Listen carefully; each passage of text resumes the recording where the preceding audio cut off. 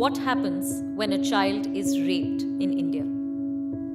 Of every 100 survivors, only 3 speak out.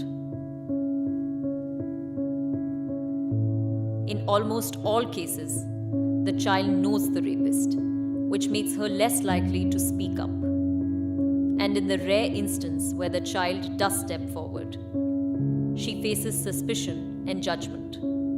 The case drags on for years.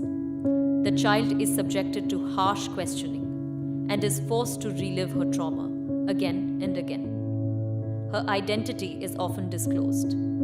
She is constantly exposed to her rapist, and most of the time, the court does not convict the accused. This does lasting damage to the child. She faces stigma, judgment, and blame. She may drop out of school and may be forced to relocate. And in the end, families are often left with little or nothing. Now, what happens when the death penalty is introduced into this system? The trial will be even longer, even harsher, and much more traumatic.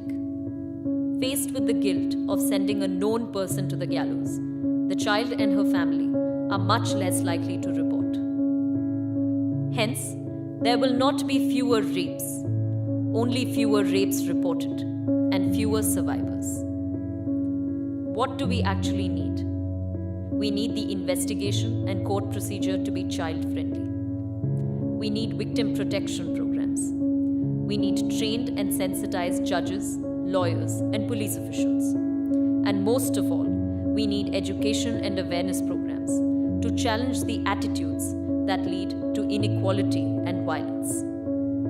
Here's the good news. Existing laws already have many of these provisions, but their implementation needs to be stricter and wider. And that's what we need to focus on, instead of pursuing a drastic measure like the death penalty.